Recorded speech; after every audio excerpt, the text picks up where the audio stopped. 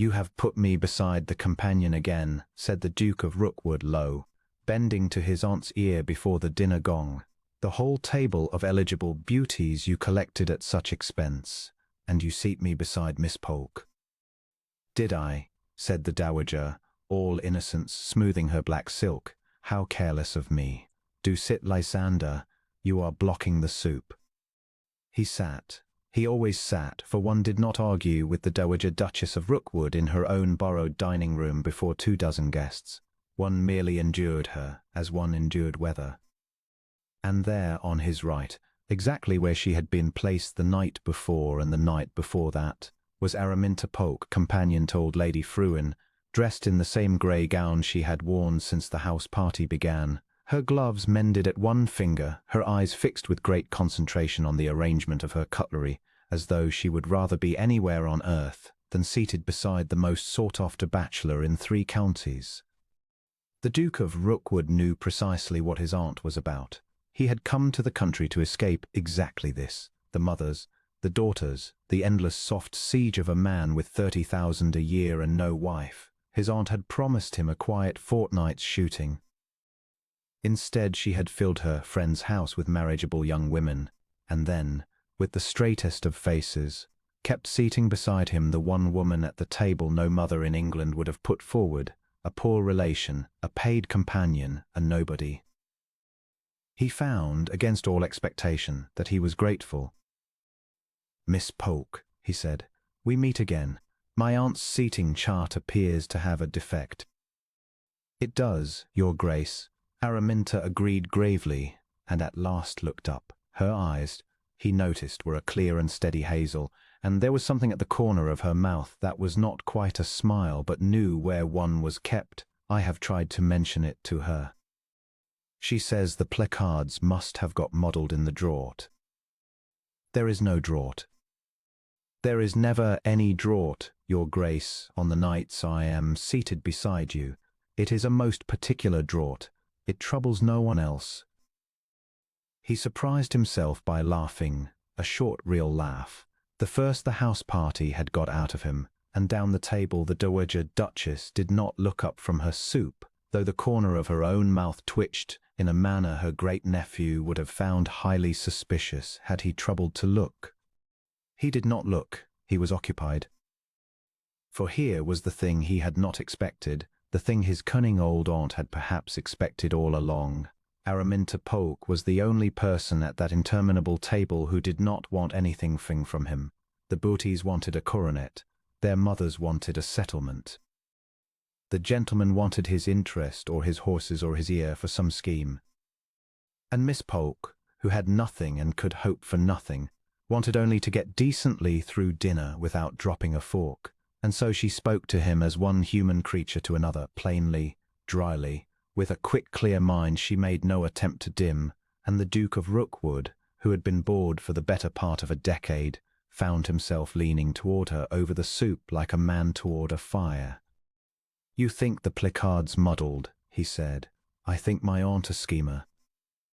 "Oh, certainly she is a schemer," said Araminta. "But you must not blame her too harshly, Your Grace. She is fond of you and the fondue scheme. It is only the indifferent who leave us to ourselves. She buttered a roll with great composure. I should not refine upon it, however. She cannot mean anything by seating you beside me. I have no fortune, no family worth the name, and a gown that has been turned twice.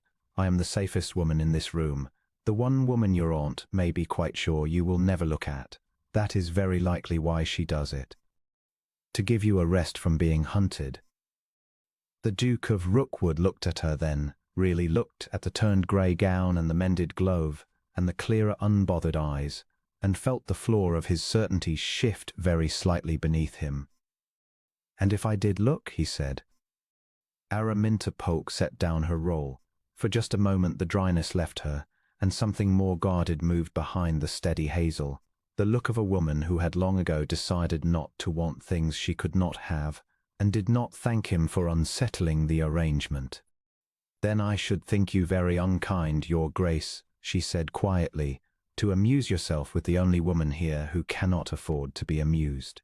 Now, Lady Fruin is signalling that she wants her shawl, and I must go and be useful, which is what I am for.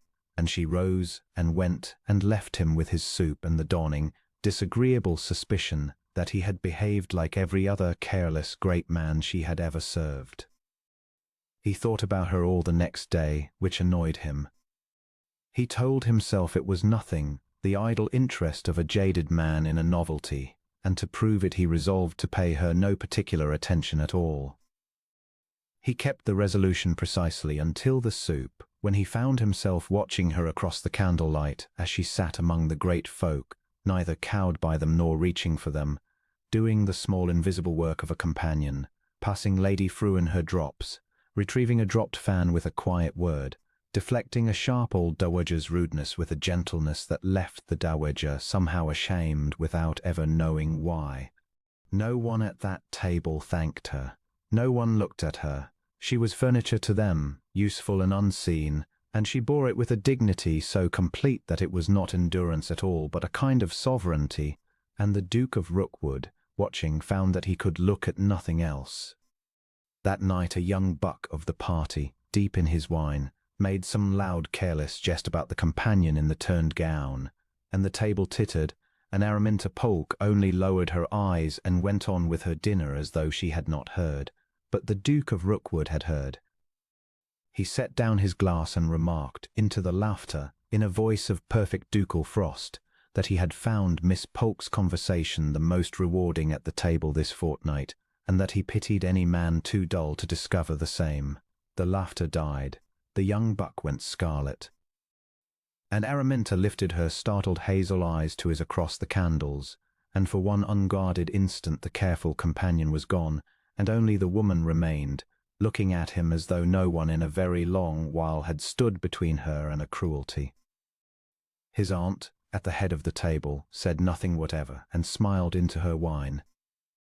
He told himself it was the novelty. He told himself a man grown weary of flattery would naturally find plain dealing refreshing, as a man sick of marzipan craves bread.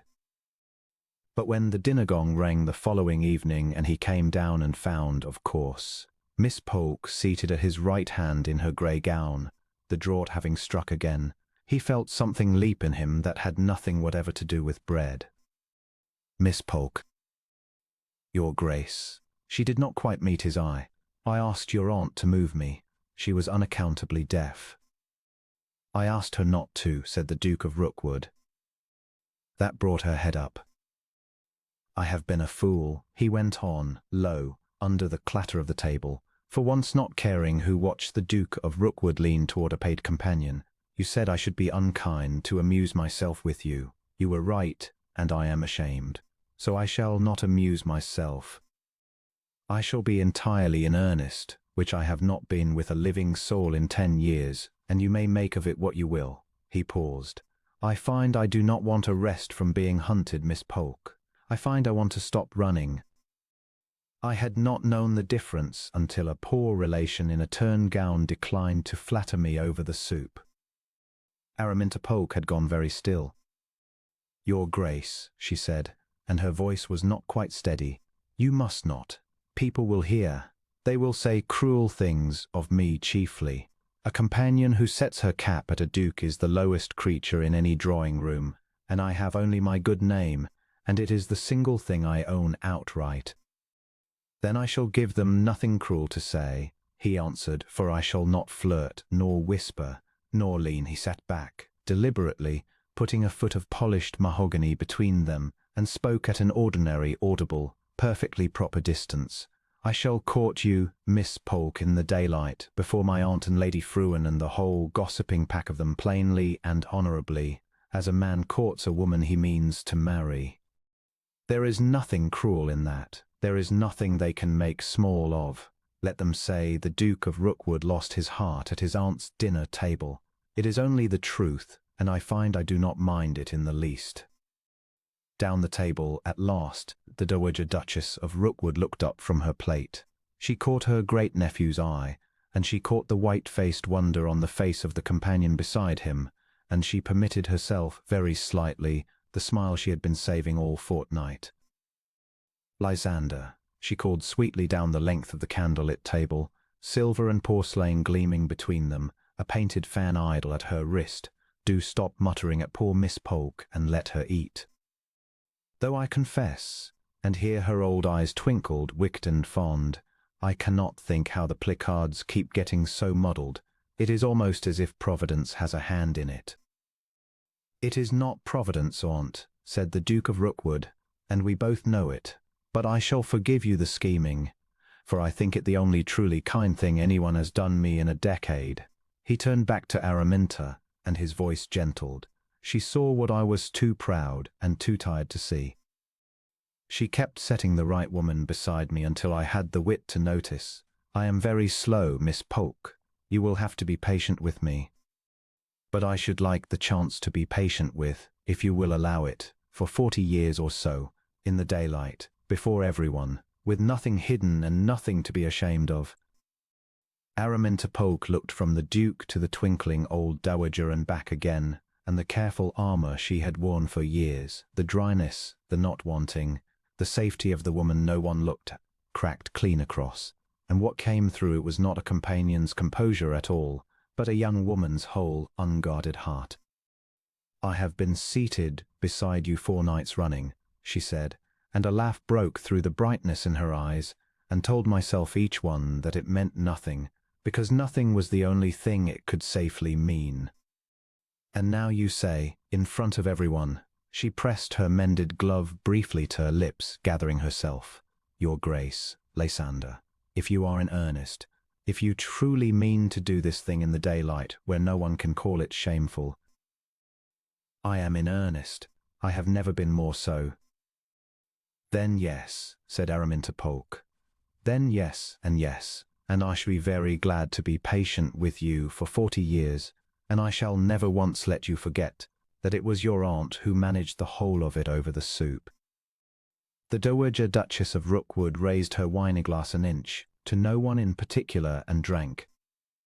They were married before the leaves had fully turned, in the village church near the house where she had only a companion, and was now to be a duchess. The mothers and the beauties had gone home long since, defeated by a draught they never did understand. And the Duke of Rookwood, who had come to the country to escape being chosen, found that the only choosing that had ever mattered was the one his shrewd old aunt had quietly made for him, 4 nights running, by candlelight, until he had the sense to make it his own. He told his aunt as much the morning of the wedding, taking her dry old hand in both of his.